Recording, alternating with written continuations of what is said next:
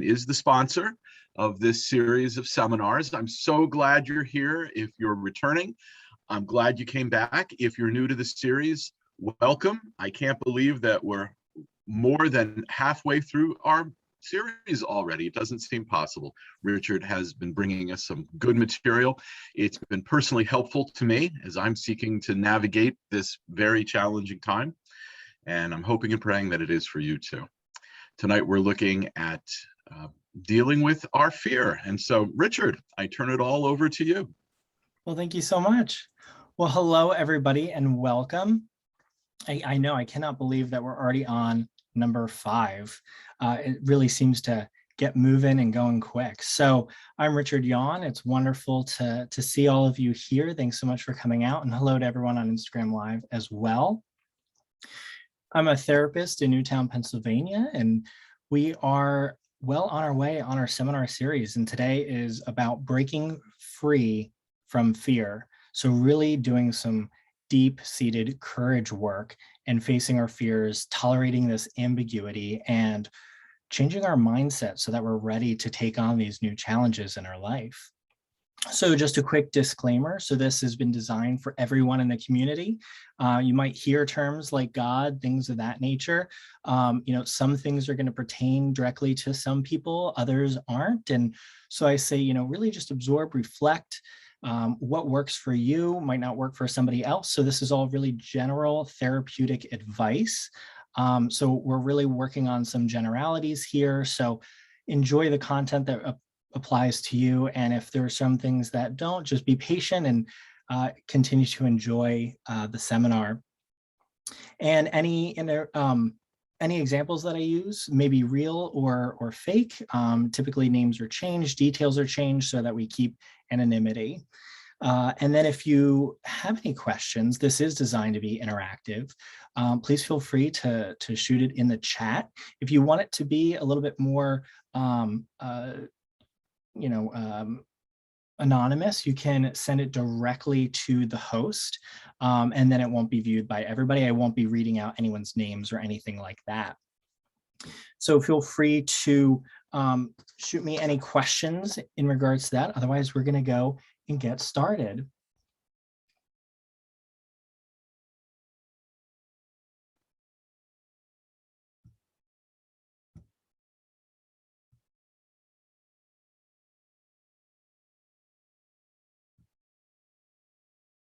Okay, so breaking free from fear. It's going to be a fun topic, one that I've really been looking forward to sharing with all of you.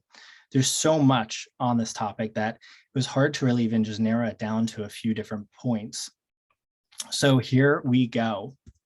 So some of the main topics that we'll be covering today are healthy versus unhealthy discomfort, what failure is, defining fear itself, strategies to tolerate that fear, and then creating a mindset for our growth. So really overcoming and learning to tolerate. So it's not so much about not being afraid, it's about doing it afraid anyway.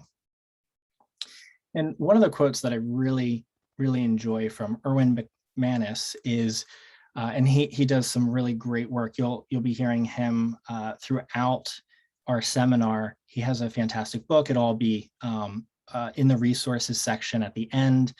The last arrow.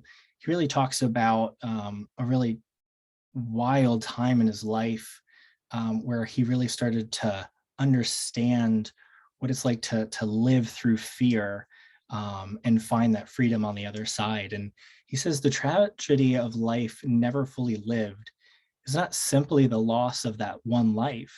The tragedy is the endless number of lives that would have been forever changed if you had chosen to live differently.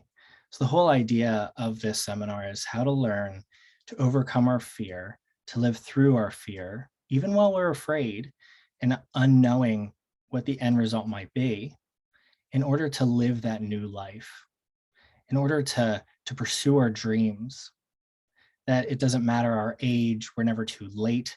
The only time we're too late is if we never start at all. So first and foremost, if I feel uncomfortable, I must be doing something right. I absolutely love this image, and it's so true. Discomfort can be so healthy for us. We don't grow when we're feeling complacent, when we're feeling comfortable.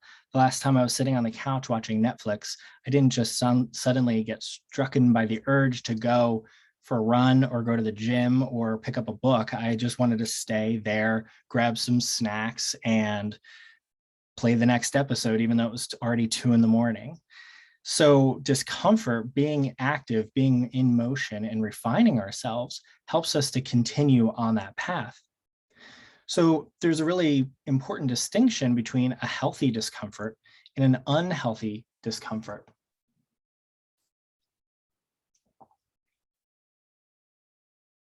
So healthy discomfort typically revolves around discovery and growth. So it's growing us and we're discovering new things. So here are some examples of it, right? So grows you to live your life. That's a big one. It's growing you to open new doors. It pushes you outside of your comfort zone. Typically, we're facing things that are unfamiliar. It stretches us to learn.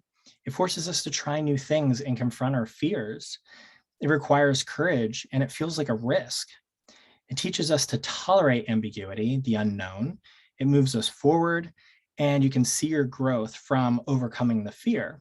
So with this, there's a lot of measurable data that you can reflect upon and say, whoa, like I am handling situations differently than I have in the past.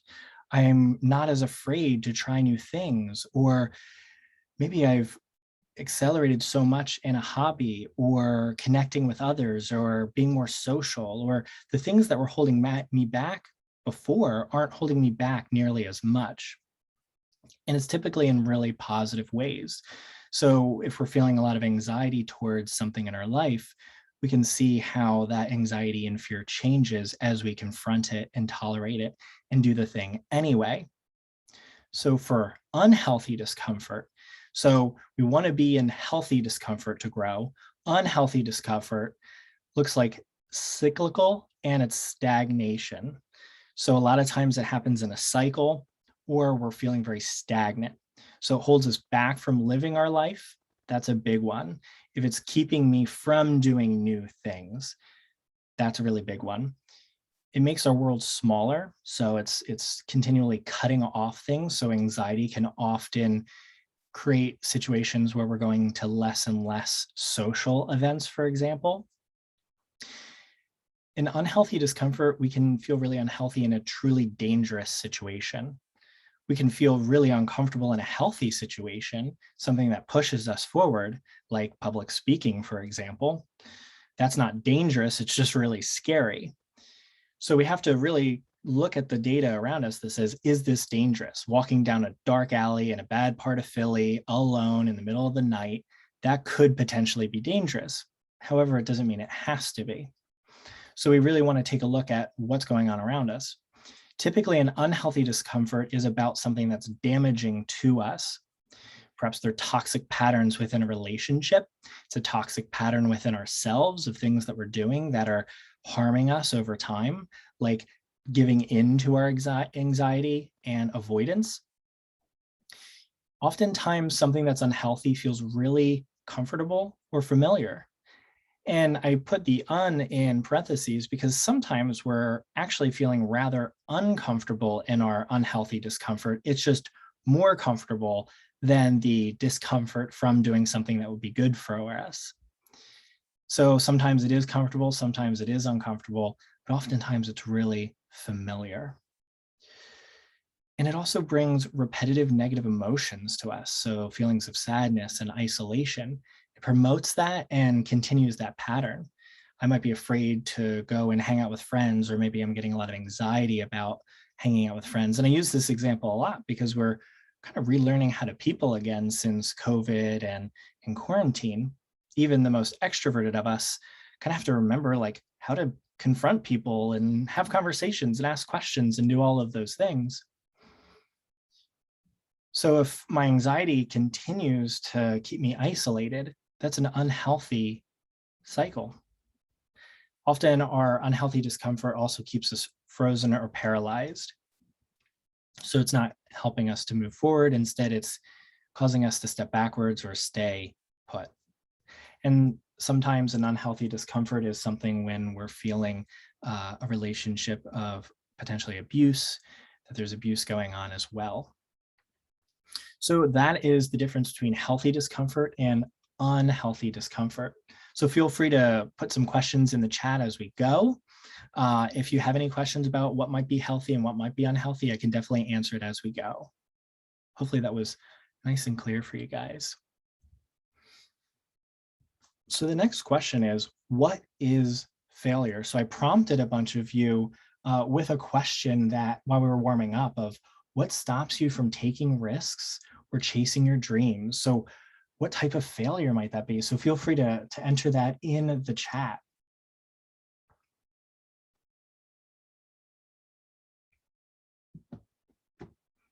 And while you're typing that in, I'm going to continue on about what failure is. And I'd love to integrate what you've said in the chat into the presentation as we go. So a lot of times for failure, I like to use the metaphor of climbing up a mountain. And as you see here in this image, there's multiple paths. And this path is covered in rocks and dirt and boulders, and looks like it could get rather treacherous. And so what is failure to you? Is failure a stumble and fall along the way, right? So as we're hiking, oftentimes we trip or we need a rest. So is that stumble or fall mean that I've just completely failed at climbing this mountain?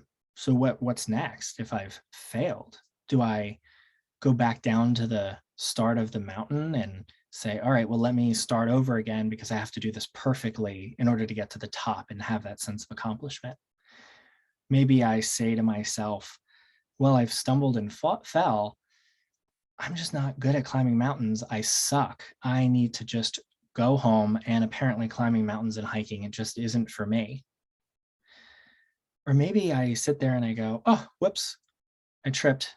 Oh, well, I get back up, I dust myself off, and I continue up that mountain. And maybe I stumble a few more times, but I get to the top. So what is failure to you? Which category do you fit in? Maybe for you, you get to the mountain and you see how difficult the terrain is and say, why should I even bother? I'm going to fall along the way. So why should I even get started? For many people, failure or trying new things is a very all or nothing experience. It's really a challenge, all or nothing. Those are some big shoes to fill for something you've never done before. Maybe you just picked up painting and now you're saying, well, I have to be as good as Picasso the first time out or I'm a failure. So why should I even start? You have to sometimes jump over that stumbling block. Some of you have been entering the chat that fears of not being good enough. Absolutely. I'm not going to be this avid hiker or this fantastic painter.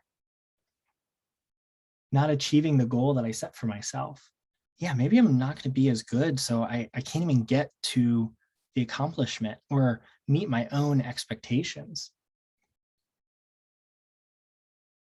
Failure is not even trying to do something that I desire to do. Absolutely. In fact, that sounds like quitting a lot of the time.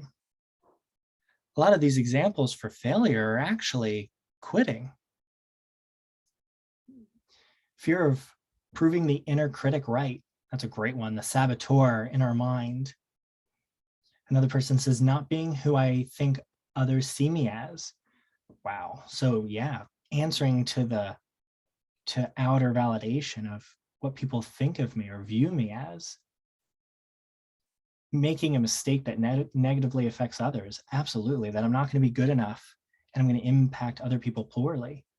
Or maybe I'm going to let myself or others down. I love these. These are fantastic. And I think what really illustrates something is we have like 9 or 10 examples there from people who are attending, and we all feel this. We're not alone. That everyone is asking themselves, am I going to fail or not? So how many times, take some time to think back over your life. How many times have I stopped too short? That I said, oh, I failed, but you actually stopped too soon. And in reality, you actually quit. You stopped before you were done. You got halfway up the mountain and stumbled and said, oh, well, you know what? Maybe this just isn't for me. I'm just going to go home and never get to the precipice, never see that amazing view. Sometimes we've settled for much less than the life we were supposed to live. Many times failure is actually us quitting. So the question is, are you saying to yourself that you don't trust your own ability to handle what's being thrown at you? Do you trust yourself to continue to try and make it up that mountain? Or are you answering to some voice in your head that has a certain expectation? And if it does, I ask, whose voice is it? Is it a parent? Maybe it's a teacher, a spouse, your own inner voice, a saboteur. Maybe it's an intrusive, anxious thought that continues to tell me that I suck. Maybe you're lacking the faith to trust in God's provision of something he's placed on your heart. And to that I say, if you aren't trusting him for the years that you have on this planet, what makes you think you're trusting him for your eternity? It's so important for us to take ownership of the failure, whatever that means to you. Use the lesson as a building block to create knowledge and wisdom. Let me own it and lean into it. What would that look like if I'm climbing that mountain and I trip and I fall? Oh, well, yeah, I fell. I haven't done this before. Or maybe I've done it a bunch of times and I just fell. Maybe I'm trying a really, really challenging mountain and it's something new, something I haven't experienced. I've leveled up.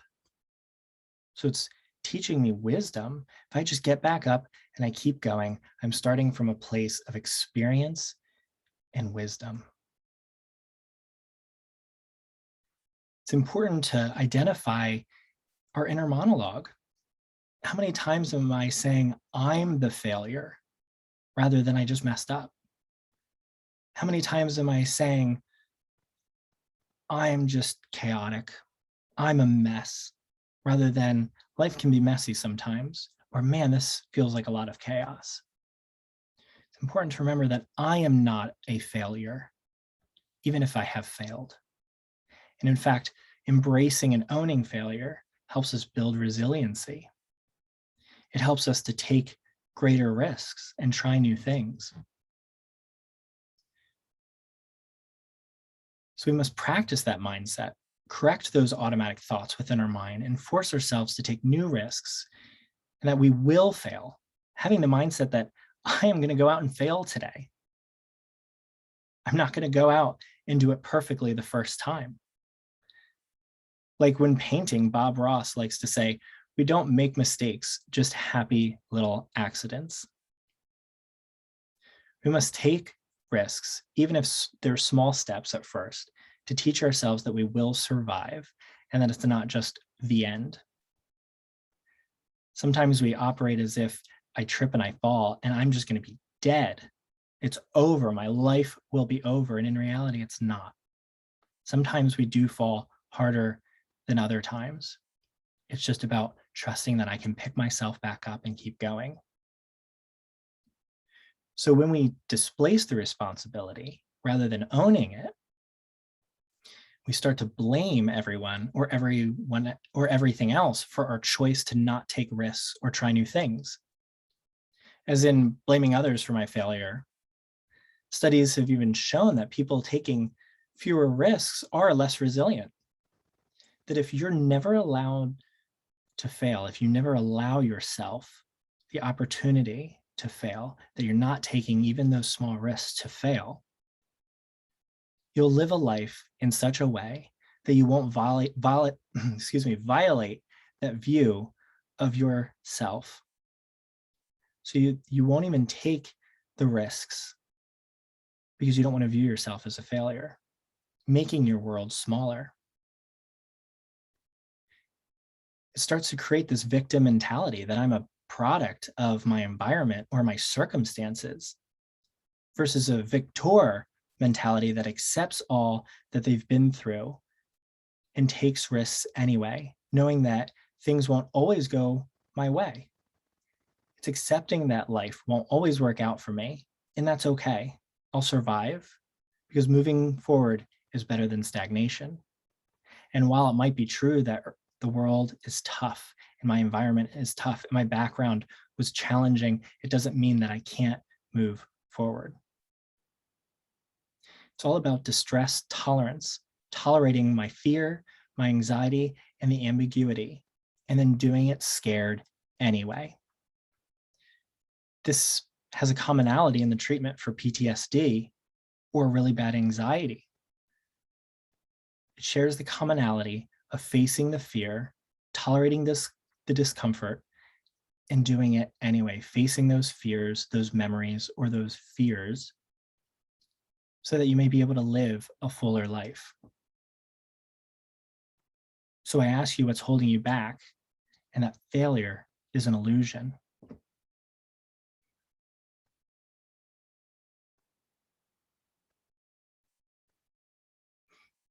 So here are some fantastic, powerful quotes that Erwin McManus has used in his book, The Last Arrow.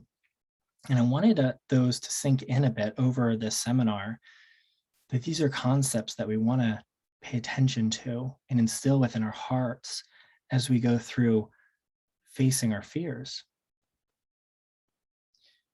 Pain is not the limitation of your capacity, meaning that we can tolerate pain and ambiguity, that we have to face these feelings of fear, even the overwhelming sense of doubt. And if I can't fail, then I won't risk it. That our greatness is on the other side of that pain.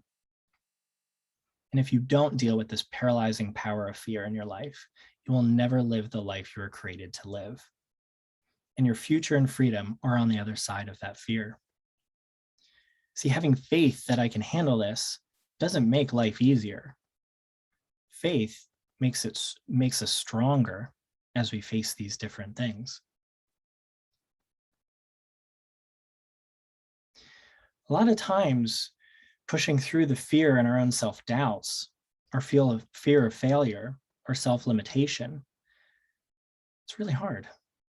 In fact, I would say almost everybody struggles with it at some point in our life. And for most of us, our parents loved us, so they didn't want us to get hurt. So they taught us how to play it safe, to protect us from danger. Maybe they told you not to do certain things, or told you not to make that leap off part of the roof into the pool because they didn't want you to get hurt. And they should have been teaching you how to jump and take those risks. They were your safety net growing up, yet did they allow you to jump knowing they had your back? Maybe it was school growing up. Taking risks was punished because conformity was rewarded. It was about getting the A, not about the creativity. Growing up, people broke us. They told us that taking risk was not okay. They only told us of the dangers, not of the rewards from taking that journey. So I urge you to fall in love with the process and not the outcome. So next is, what is fear? Fear is what steals your life from you.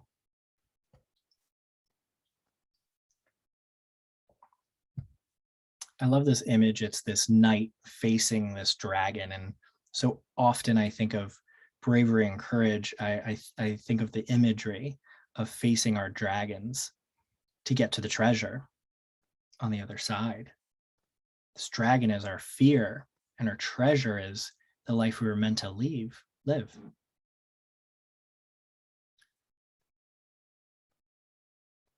So fear, the essential meaning of fear is one, an unpleasant emotion caused by being aware of danger, a feeling of being afraid. It's often strong and in anticipation or awareness of danger.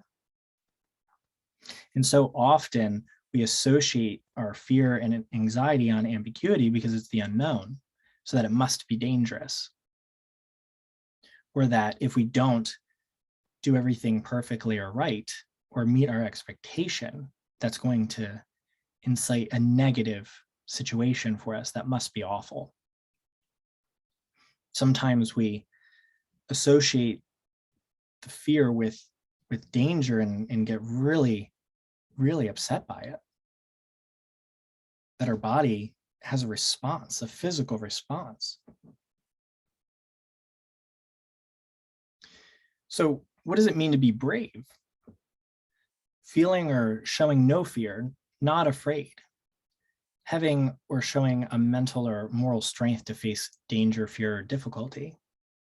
In fact, I really like the website What's the Difference statement of bravery is the ability to confront something painful or difficult or dangerous without any fear.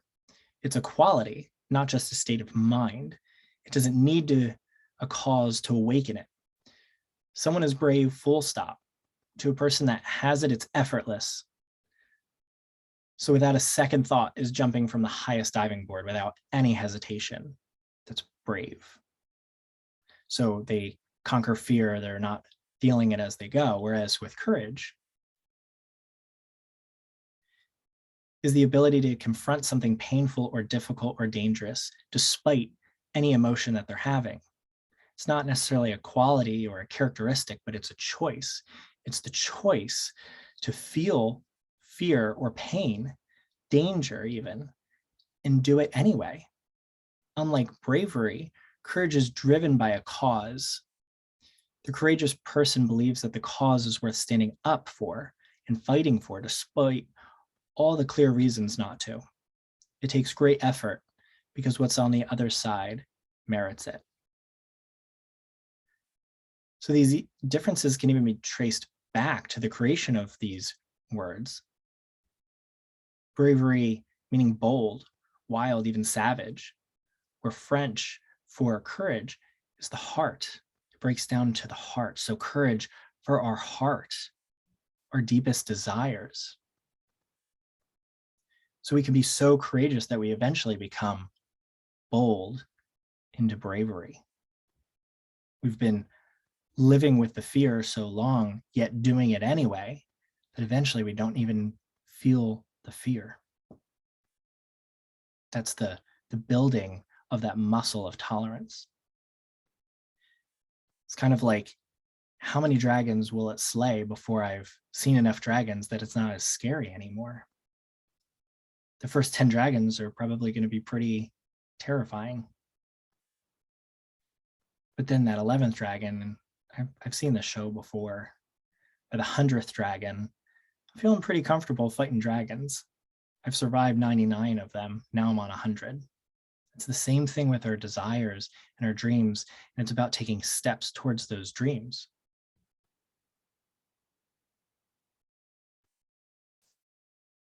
So it's all about our mindset. So on here, it's a loading screen. Nothing, something, everything. It's about doing things in increments. It's not about going from 0 to 100. It's about going to 0.5 to start with. Maybe it's 0.01 is our first step. That's okay too. Think of it like this, like, what if I told you if you played the lottery, you would win every time? It just might not be the multi-million-dollar jackpot. It might be $50, or maybe it'll be $100,000. But if you knew for certainty that you're going to win something, would you not play anyway?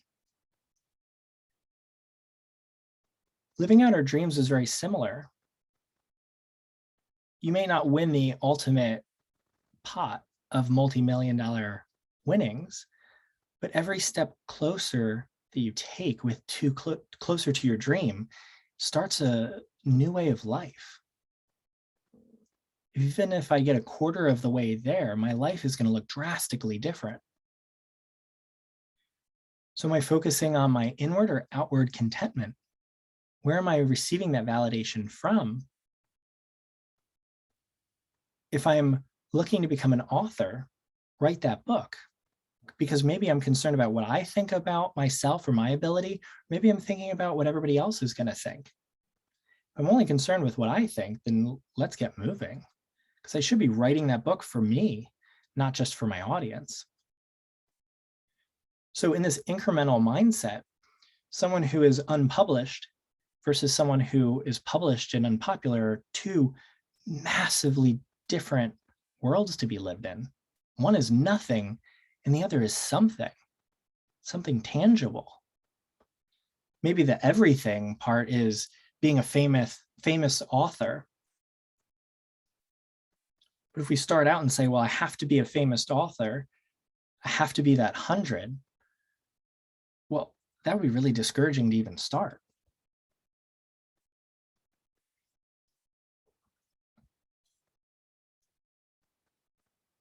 So maybe just writing the book itself equals success. We have to figure out and define what standard success is for us before we get started. Making the attempt is success all on its own. The fact that you wrote a book and got it even self-published is fantastic. It's incredible. Think about even if you impact one person, that's huge. I think about people that attend these seminars, and even if a few people showed up, I would consider that a massive success. I think if I did this in person and they were in the room with me, those are people that I'm now impacting that I may not have before. It doesn't have to be hundreds of thousands of people to make a difference. It's not this all or nothing. It's about doing something, even taking a small step. And that's all it takes to get started, is taking one small step in the direction of your dream. It quickly builds and grows until it becomes a runaway train. It takes work and determination, and mostly faith, patience, and grit. You have to ignore the saboteur in your mind and not argue with that saboteur, but instead embrace your saboteur. Smile and just keep going anyway, saying, yeah, all those things could happen. All the awful things could happen as I take every step, yet I'm going to do it anyway. Ignore that saboteur and do it bold. Because true regret comes from you never making the choices necessary to awaken your soul. So I'd much rather go in and fall flat on my face with a smile all along the way than never make the attempt in the first place. With this incremental mindset, every step you take gets closer to the goal. So it's not about focusing on the outcome, but instead of just focusing on my progress. Even those small steps make the difference, and over time really build up. Rome wasn't built in a day. Pretty much all the famous people that you know, it wasn't necessarily overnight, but it took lots of hard work and perseverance. So acting on that faith and that grit, and even if you make it 10% closer to your dream, that's going to create a very different life for yourself. And it builds and it builds. Even becoming a therapist was a dream of mine, and still is as I continue to grow in it. And several years ago, when I started my practice, I had a lot of choices of, sometimes it takes time to build a practice. It can take 1 to 2 years or more. And of course, couple that with the pandemic taking place only a year or two within my starting my practice, it was really challenging. And I had choices. Do I go and grab a part-time job just to supplement income, or do I trust in the process, knowing that counseling was my dream. And why would I do something that would take away from that? So I made a lot of difficult decisions. That happened to be right for me, was to sit and just be patient and build my knowledge base with the free time that I had as I built a client base. And it was stressful at times, especially with the pandemic, when everyone's now home and you're working for yourself and you're building a business. It took taking time, being patient, and trusting in that end goal. And before I knew it, a few months later, I decided it was right for me to go back in person before everybody else. And we took really great safety procedures within the office. And because so many people were asking, I'm just sitting at home looking at screens all the time. I just want to see one person in person. And the next thing I knew, my caseload was becoming full. And only a few months later, I was double full-time for a therapist, because I decided to adapt and do things a little bit differently and fulfill a need that I saw. But it took patience. If I had picked up some other job, maybe I would have been distracted and focusing on that rather than continuing to cultivate my business full-time. And for some people, maybe it does take getting a side gig to pay and educate you while you're building your entrepreneurial mindset or your dream. And that's great too. You have to sit down and reflect and say, what is the best for me right now? And sometimes we're on our way to our dream and we get sidetracked. And that's not always a bad thing. Sometimes we end up taking a different path than we had originally in mind. So this guy is fantastic. I saw him speak live. His name is Ja Jung, and he did 100 days of rejection. So a lot of us are afraid of rejection within the failure. People aren't going to celebrate what I'm doing, or they're going to say no, or they're going to think that my work isn't great, or whatever it might be, this external validation versus just doing it for me. And so this guy was fantastic. He was in his 30s and he came to a realization about his success. He was successful in some business and had a family and kids. And he said to himself, but I always wanted to be an entrepreneur, start my own business, do something unique and impactful. And he had a really serious talk with his wife, and they were talking about, well, if I don't do it now, am I ever going to be able to do it? I'm starting to get too old to start this. At least that was his fear anyway. And so he thought, like, why did I never even attempt to be an entrepreneur before? And he thought back to kindergarten when his class did an activity about complimenting everybody. That was the task, was to come up with a compliment for someone else in the class, and everyone partnered up. And at the end, he was the only student left without a compliment. And the teacher didn't rectify the situation, realizing that there was an odd number of students, and dismissed him. And so he was the only student in the whole class, a kindergartner, that was not given a compliment. And that was the day that he really felt rejection. And it served him as throughout his life, saying, I'm afraid of this. I have to conform. I have to look for that approval and validation in other ways. That was a deep, long-lasting fear. And when I say served him, it's in a really negative way. Served him to keep his world small. It served him a platter of disappointments. So what he did is there was a fad going on at the time of doing 30 days of rejection therapy. And what it was is it was going and figuring out ways to get rejected. Really absurd questions, going up to people, asking them so they would say no, and then you figure out something for the next day to essentially kind of like exposure therapy yourself to get used to and tolerate rejection. But he said, well, I'm not just going to do 30 days. I'm going to do 100 days. Like, we're getting rid of this fear of rejection. And so he started off with fairly simple things. Like, he would go to like Burger King and ask for a refill for his burger. He went to Krispy Kreme Donuts and asked for a custom made donut. The problem was he started to get the answer yes more than he was getting no. He's like, well, this is not what I set out to do. I want to get rejected so I can get used to that, not start to do all these cool things. In fact, Krispy Kreme made him the donut and gave it to him for free. And the manager was amazing. And later that manager got promoted because of what the owner saw her do. So then he said, all right, well, you know what? I got to get more absurd. So he dressed up as a soccer player and knocked on some stranger's door and said, can I play soccer in your backyard? And to his shock, the neighbor just said, yeah, sure. And he goes, crap.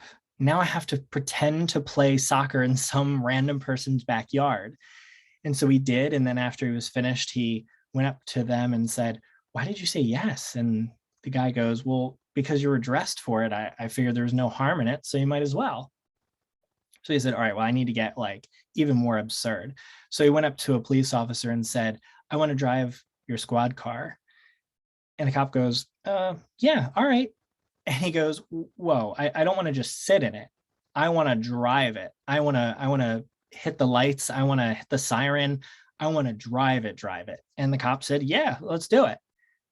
And he's like, crap, this is not working as well as I thought. So he went to an airport and he asked to fly a plane. And an hour later, he was flying a plane. And so what he started to learn is that rejection is just a numbers game. And when people reject us, it often says more about them than it does about us. You can even see in this little chart of his speech about rejection. So the whole point of this really is about overcoming our fear and doing it anyway while we're afraid, because we may never know how it turns out. In fact, we're assuming the answer is going to be no before we've even asked the question. And the different path comes into play was he set out to become an entrepreneur and start his own business. And this entrepreneur, instead of going into business, became a speaker that inspired thousands, if not tens of thousands, when his mission, when he would record it, because he just couldn't believe the things he was getting to do and posting it online, it blew up overnight. And the next thing he knew, he was getting messages from people all around the country and the world saying, you've inspired me to do things that I was afraid to do myself. From asking for a raise to asking my crush out. People were doing amazing things, all due to seeing him seek out rejection to overcome his fear. And so he was heading down the path of business and made a hard left turn to inspire tens of thousands of people. So sometimes when we're pursuing our dream, it might not turn out the way that we were expecting. And instead, it turns out way better. It's all about stepping out in that faith, creating that self-growth, and seeing where it goes. So I highly recommend checking him out on YouTube. He has TED Talks. His book is fantastic as well, and it goes deep into his experiences.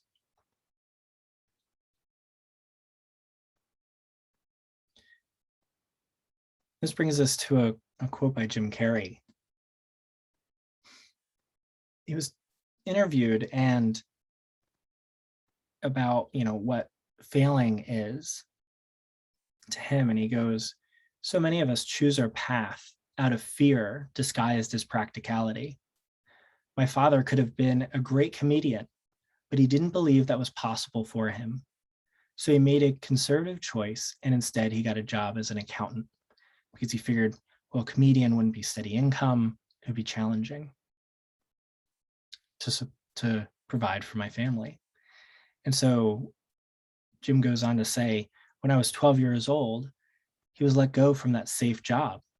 Our family had to do whatever we could to survive. And I learned so many great lessons from my father, not the least of which is that you can fail at what you don't want, so you might as well take a chance on doing what you love. And so, as a reminder, the tragedy of a life never lived is simply the loss of that one life. And it's not simply just that one loss, but it's the endless number of lives that have been forever changed, that could have been changed if you had chosen differently. So take some time and think about that.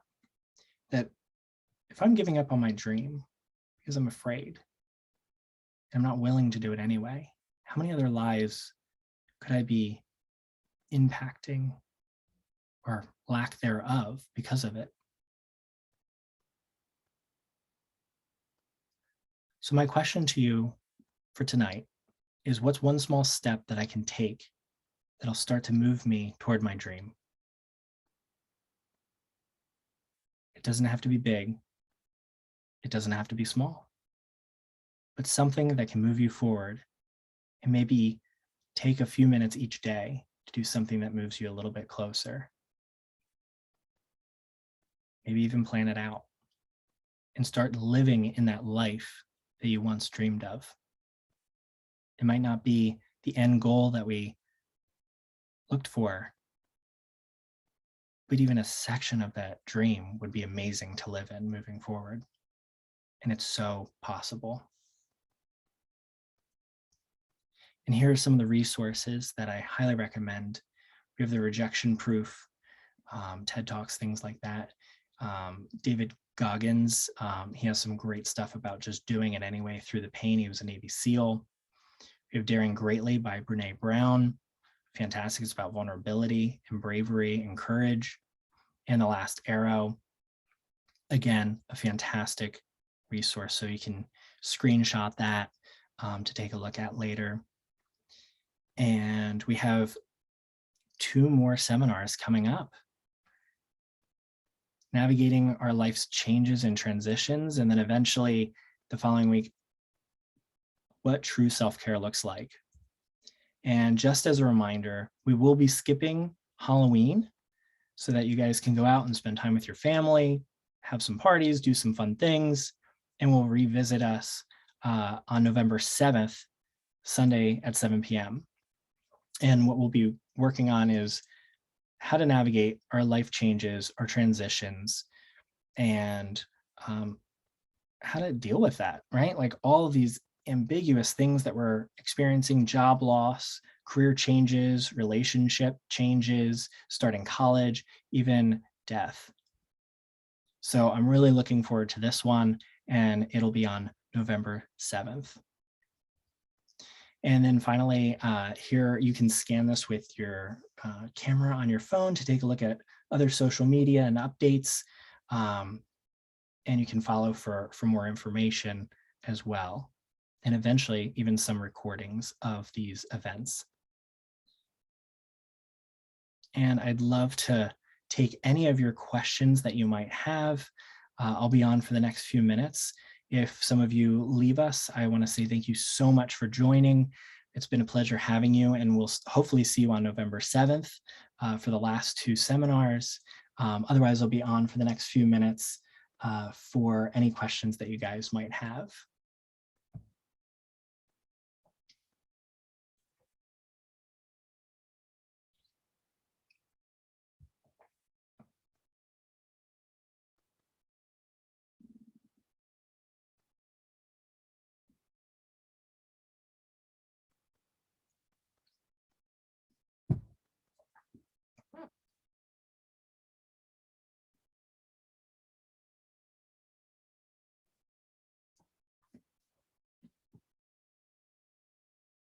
Thank you all again for joining.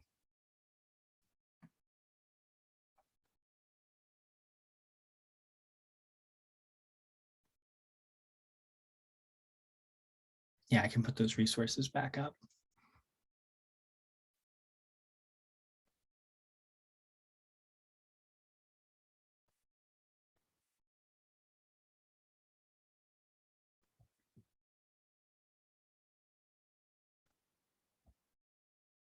My pleasure. Thanks so much for coming.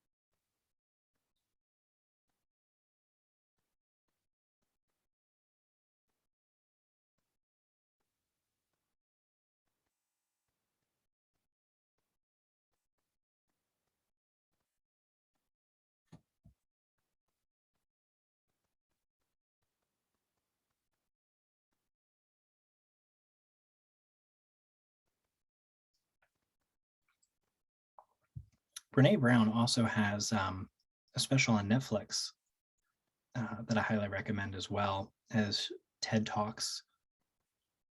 She's fantastic. She has a few books out.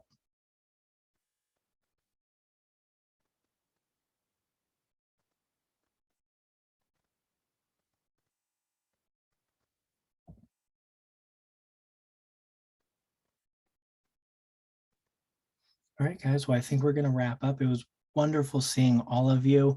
I look forward to seeing you November 7th, and have a wonderful Halloween, 2 fantastic weeks. And I look forward to seeing you guys soon.